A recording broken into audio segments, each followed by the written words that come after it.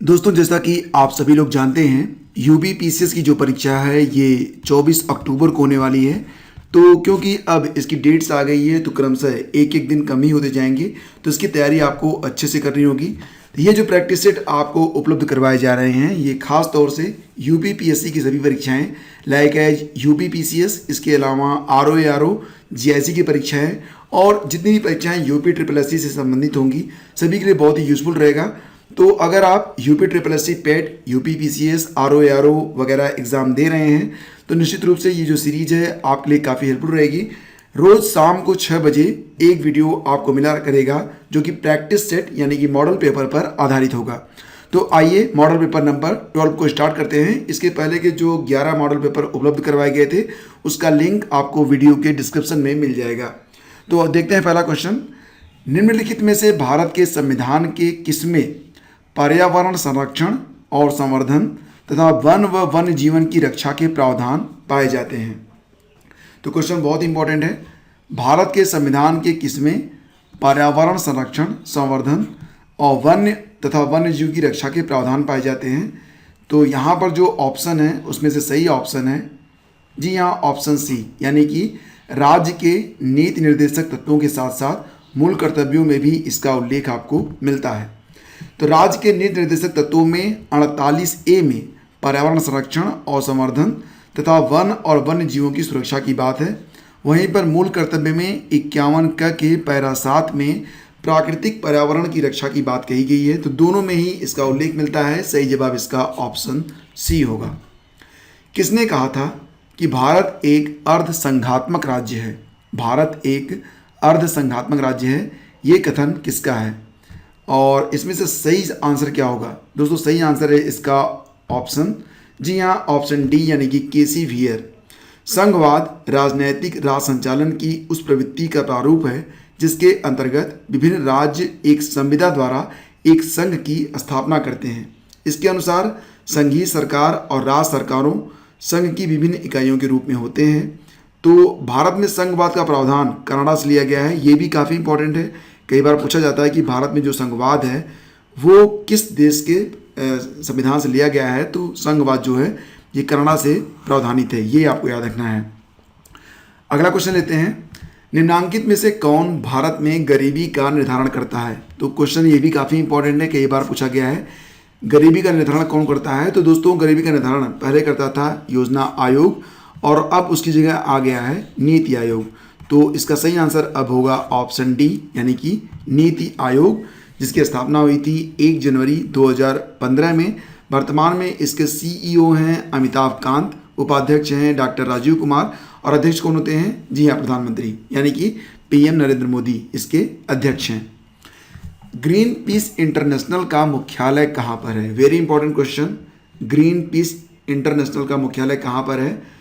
तो इसका सही आंसर है ऑप्शन ए, यानी कि एम्स्टर्डम में। ठीक है, तो आपको बता दें कि ग्रीन पीस इंटरनेशनल पर्यावरण संरक्षण के लिए चलाया गया एक जागरूकता आंदोलन है जिसकी स्थापना 1971 में कनाडा के वैंकूवर में की गई थी, लेकिन इसका जो हेडक्वार्टर है वो नीदरलैंड के एम्स्टर्डम में आपको मिलेगा।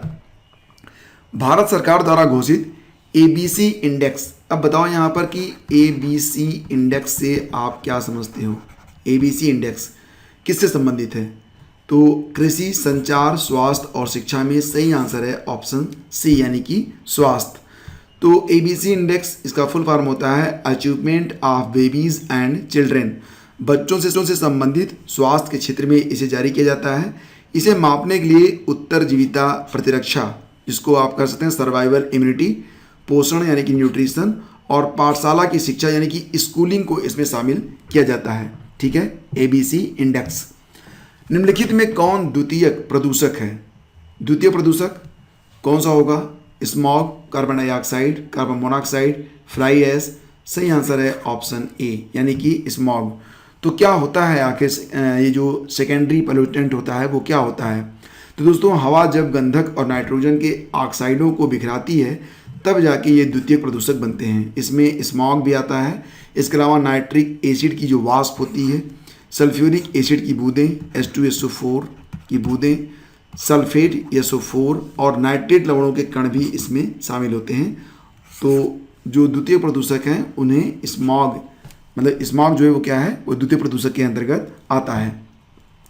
निम्नलिखित पारिस्थितिकी तंत्रों में से किसमें प्रजाति विविधता सापेक्षता काफ़ी अधिक होती है? यूपीपीएससी की परीक्षाओं में जब आप क्वेश्चन देखते हैं कई बार ऐसा होता है कि हिंदी के प्रश्न थोड़ा सा भ्रम उत्पन्न करते हैं, तो इसका जो इंग्लिश वर्जन है वो थोड़ा सा आसान लगता है, लेकिन ये दुख की बात है कि हम हिंदी भाषी होकर भी हिंदी की जगह अंग्रेजी का सहारा लेते हैं। फिलहाल ये जो क्वेश्चन है इसका मतलब होगा species diversity is relatively high in which of the following ecosystem. कौन से इकोसिस्टम में प्रजाति विविधता यानी कि स्पीसीज डाइवर्सिटी सबसे अधिक पाई जाती है? तो दोस्तों ये पाई जाती है ट्रॉपिकल रेन फॉरेस्ट में, जिसको आप कहते हैं उष्णकटिबंधीय वर्षा वन। ऑप्शन बी यहाँ पर सही है, ये आपको याद रखना है। जलवायु परिवर्तन पर भारत की प्रथम राष्ट्रीय कार्य योजना, जिसको आप कहते हैं नेशनल एक्शन प्लान, भारत ने कब लॉन्च किया था क्लाइमेट चेंज पर? तो दोस्तों इसे भारत ने लॉन्च किया था 2008 में, याद रखना, काफ़ी इंपॉर्टेंट है ये, ठीक है। और अगला प्रश्न क्या है, वर्ष 2020 का रेमन मैग्सेसे पुरस्कार किसे दिया गया? अब बताओ, वर्ष 2020 का रेमन मैग्सेसे पुरस्कार याद है आपको? भरत वानवाड़ी और सोनम वांगचुक। अगर इसे आप गेस करते हो तो इसका जवाब होगा ये तो 2018 में दिए गए थे। और अगर आप याद कर रहे हो रवीश कुमार को, तो नहीं, ये 2019 में प्राप्त किए थे। फिलहाल आपको बता दें कि 2020 का जो रेमन मैग्सेसे पुरस्कार था वो किसी को नहीं दिया गया था, ठीक है। तो सही जवाब इसका ऑप्शन सी है। तो आपको बता दें कि कोरोना वायरस महामारी के कारण एशिया का नोबेल पुरस्कार कहे जाने वाले रेमन मैग्सेसे अवार्ड 2020 में नहीं दिए गए थे। 60 साल में यह तीसरा मौका था जब इस अवार्ड समारोह को रद्द किया गया था। रेमन मैग्सेसे पुरस्कार को 1970 में आर्थिक संकट के चलते और 1990 में विनाशकारी भूकंप की वजह से पूर्व में भी रद्द किया जा चुका है। तो फिलीपींस के राष्ट्रपति के नाम पर यह पुरस्कार दिया जाता है। इसकी स्थापना अप्रैल 1957 में हुई थी। यह पुरस्कार फिलीपींस के राष्ट्रपति रेमन मैग्सेसे की स्मृति में दिया जाता है और इस पुरस्कार को हर साल 31 अगस्त को मनीला में एक कार्यक्रम के दौरान प्रदान किया जाता है, याद रखना। तो अभी 2021 में तो इसकी मतलब 31 अगस्त आया ही नहीं है, तो जब 31 अगस्त आएगा तब देखते हैं। फिर आपको बता दें कि रेमन मैग्सेसे पुरस्कार को 6 कैटेगरी में दिया जाता है।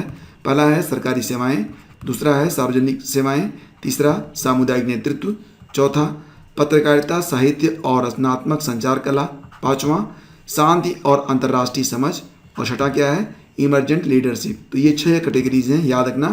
कभी कभी एग्जाम में भी पूछ लेते हैं कि जो रेमन मैग्सेसे पुरस्कार होता है वो कितनी श्रेणियों में दिया जाता है, तो इसका सही आंसर होगा 6 श्रेणियों में। हाथी गुम्फा का अभिलेख किस शासक के विषय में जानकारी का स्रोत है? हाथी गुम्फा का अभिलेख, तो दोस्तों इसे जानकारी मिलती है खारवेल शासक के बारे में। ऑप्शन ए इसका बिल्कुल सही है। हाथी गुम्फा अभिलेख ओडिशा के चेदी वंश के शासक खारवेल से संबंधित है। तो अभी जो प्रश्न हैं उनकी संख्या थोड़ी सी कम है, आगे चलकर जो वीडियोज आपको मिलेंगे उसमें प्रश्नों की संख्या काफ़ी रहेगी। तो दोस्तों ये एक स्टार्टिंग है, इसे थोड़ा थोड़ा पढ़ते रहिए और आगे बढ़ते रहिए। फिलहाल एक प्रश्न है आप सभी लोगों के लिए, और प्रश्न ये है कि निम्नलिखित में से किस स्थान पर मध्य पाषाण काल में पशुपालन का प्रमाण मिलता है? औदे, बोरी, बागोर या फिर लखनिया? तो बने रहिए हमारे साथ और इस प्रश्न का उत्तर लिखिएगा थोड़ा डिटेल में। हम शीघ्र मिलेंगे आपसे एक नए वीडियो में। और याद रखिए ये डेली जीएस जीके का जो प्रैक्टिस सेट है वो आपको शाम 6 बजे प्रतिदिन उपलब्ध करवाया जाता है, और इसके लिए चैनल को सब्सक्राइब करके बेल आइकन को प्रेस कर दीजिएगा। Thank you so much, have a great day. जय हिंद।